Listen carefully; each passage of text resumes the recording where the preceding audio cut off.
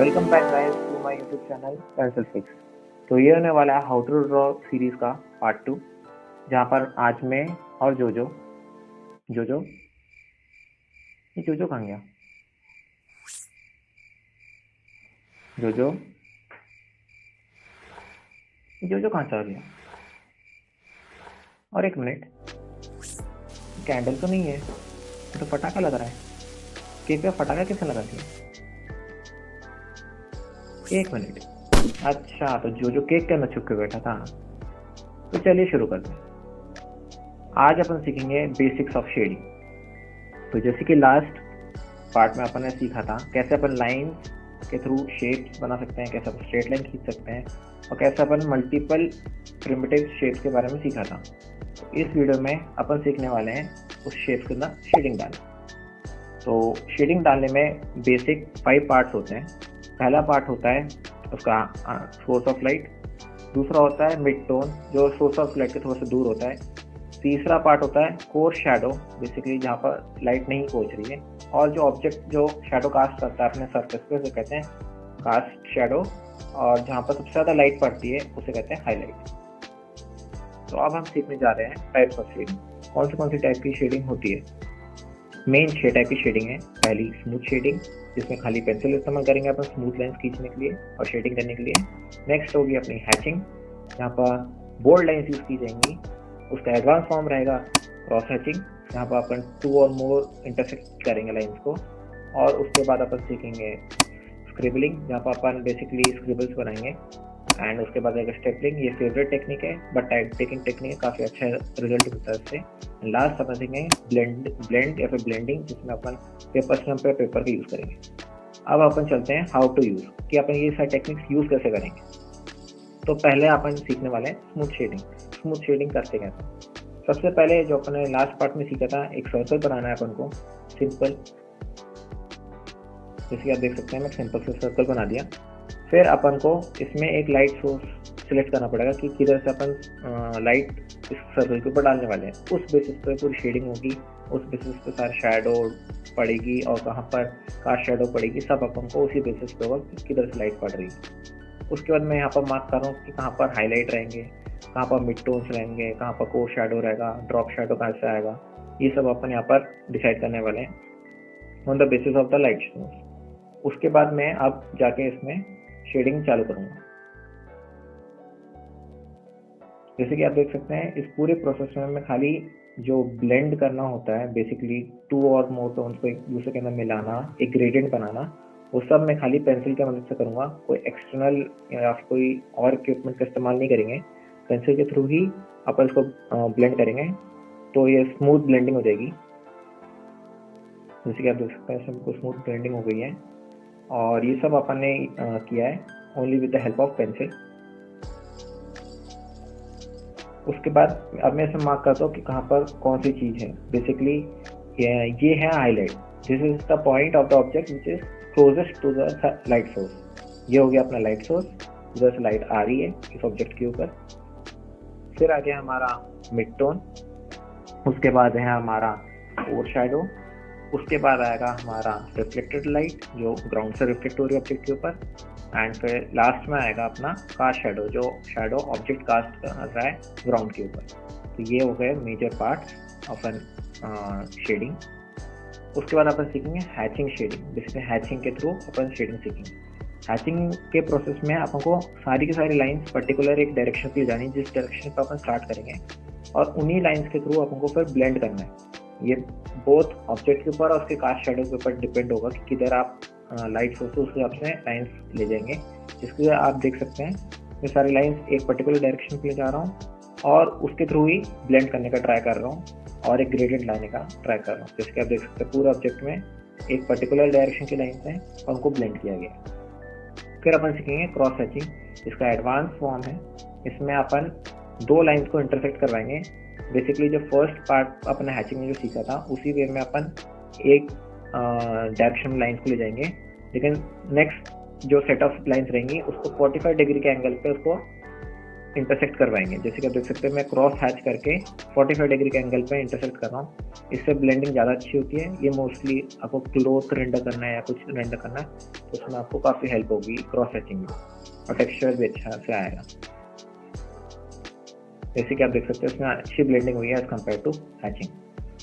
फिर अपन चलते हैं स्क्रिबल या स्क्रिबलिंग पर। तो बेसिकली इसमें अपन रैंडम लाइंस बनाएंगे और स्क्रिबल करके इसमें साइड टोन्स लाएंगे। इसमें काफ़ी अच्छा मेटालिक ऑब्जेक्ट बनाना है अगर आपको, तो इसमें काफ़ी अच्छे से शेडिंग हो पाती है। सेम इसमें लाइट सोर्स रहेगा, कास्ट शेडो रहेगा, लेकिन अपन इसमें स्क्रिबल करके बनाएंगे। इसमें अगर आपको कहीं पर ज़्यादा डार्कनेस लानी है तो इंटेंसिटी बढ़ा सकते हैं या फिर अमाउंट ऑफ लाइट लाइन्स बढ़ा सकते हैं उस एरिया की। और जैसे जैसे आप लाइट सोर्स के पास जाएंगे तो अपन उसकी नंबर ऑफ लाइन्स कम करते जाएंगे, जैसे कि आप देख सकते हैं। फिर अपन चलते हैं नेक्स्ट वाले पार्ट में जिसमें रहेगा स्टिपलिंग, बेसिकली डॉट्स के थ्रू शेडिंग करना। तो इसमें जो अपन सर्कल बनाएंगे इसमें नंबर ऑफ डॉट्स अगर एक पॉइंट पे बहुत ज़्यादा होंगी तो फिर उसका इंटेंसिटी ज़्यादा रहेगी और डार्क ज़्यादा दिखेगा। जैसे जैसे अपन लाइट सोर्स के पास जाएंगे तो number of dots particular area में कम होती है, जैसे आप देख सकते हैं। और फिर वो एरिया लाइट के पास रहेगा तो फिर लाइट बनता जाएगा, और जैसे दूर जाएगा तो डार्क बनाने के लिए अपन डॉट का इंक्रीज करना है नंबर, जैसे कि आप देख सकते हैं। फिर अपन चलते हैं नेक्स्ट वाले पार्ट पे जो रहेगा ब्लेंडिंग, लास्ट पार्ट। इसमें अपन एक मटेरियल का यूज़ कर सकते हैं टू ब्लेंड द लाइन। आप फिंगर का इस्तेमाल कर सकते हैं, पेपर का ले सकते हैं, पर्टिकुलर मटेरियल्स भी आते हैं जैसे कि ब्लेंडिंग स्टम्प। इस पर्टिकुलर वीडियो के लिए मैं ब्लेंडिंग स्टम्प यूज़ करूँगा, जो अभी थोड़ी देर में मैं आपको दिखाऊंगा कि ब्लेंडिंग स्टम्प दिखता कैसे है और फिर ब्लेंड कैसे करते हैं। इससे मोस्टली इस टाइप की शेडिंग को यूज़ किया जाता है रियलिस्टिक ड्राइंग के लिए। और जैसे कि अगर मैंने ये ब्लेंडिंग स्टम्प लिया, इसे स्लोली सर्कुलर मोशन में अपन को ब्लेंड करना है, प्रेशर बिल्कुल नहीं लगाना है, और वो अपने आप ब्लेंड करते जाएगा पूरी लाइन को, जैसे कि आप देख पा रहे हैं। और इससे बहुत अच्छी स्मूथ शेडिंग होती है, ग्रेडियंट बहुत अच्छा बनता है, एंड इसको रियलिज्म के लिए बहुत यूज़ किया जाता है इस स्टम्प को और इस टैग की शेडिंग को। तो देखिए यहाँ पर जैसे अगर जहाँ पर मेरे को लगता है कि जहाँ पर ज़्यादा डार्क करना है वहाँ पर मैं वापस थोड़ा सा पेंसिल वर्क करके स्टम्प यूज़ करके उसको डार्क करके अच्छे से ब्लेंड कर सकता हूँ, और इससे जो रियलिज्म आता है ऑब्जेक्ट के अंदर वो ज़्यादा अच्छा आता है। जैसे कि आप देख सकते हैं पूरा का पूरा अच्छे से ब्लेंड हो चुका है और लाइन्स नहीं दिख रही है इसमें।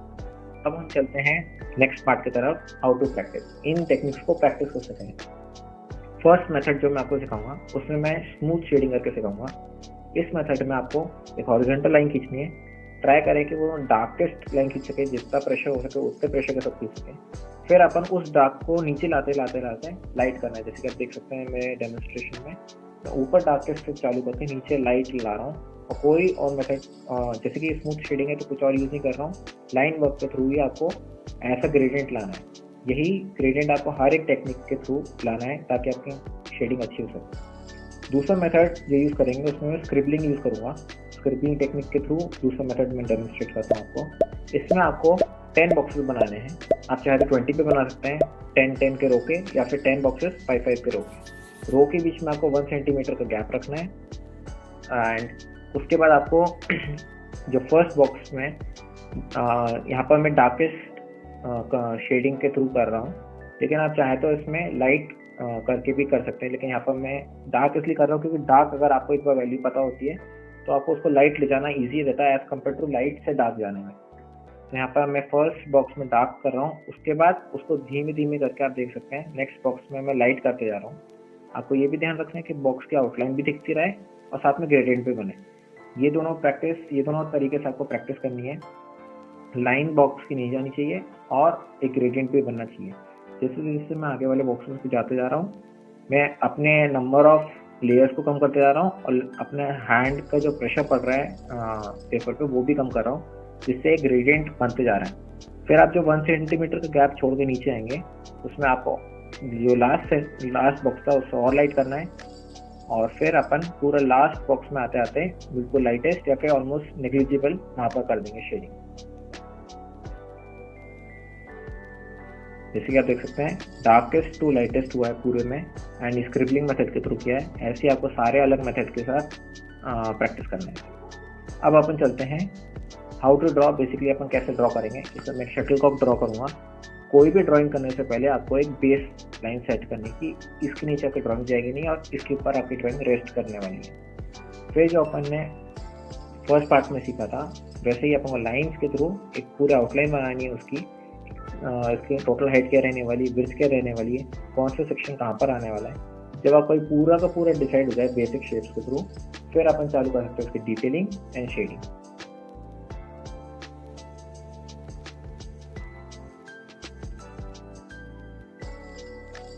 यहाँ पर भी आपको अपनी लाइट सोर्स डिसाइड करनी है, उस बेसिस में फिर आपको अपनी शेडिंग पूरी करनी है कि कहाँ पर लाइट सोर्स है उस हिसाब से कहाँ पर डार्क टोन्स आएंगे, मिड टोन्स आएंगे, हाईलाइट्स कहाँ पर आएगी, कास्ट शेडो कैसा होने वाला है, वो सब आपके लाइट सोर्स के ऊपर डिसाइड होता है। आप यहाँ पर जैसे कि मैंने तो स्मूथ शेडिंग की है, आप चाहे तो कोई और टेक्निक भी इस्तेमाल कर सकते हैं और अपने हिसाब से इस पूरे को शेड कर सकते हैं। तो अगर आपको ये वीडियो पसंद आई तो लाइक कीजिए, और अगर आपको कुछ नया सीखने को मिला तो मेरे चैनल को सब्सक्राइब कीजिए। और मिलते हैं अपन हाउ टू ड्रॉ के पार्ट 3 पे। तब तक के लिए bye bye and keep drawing.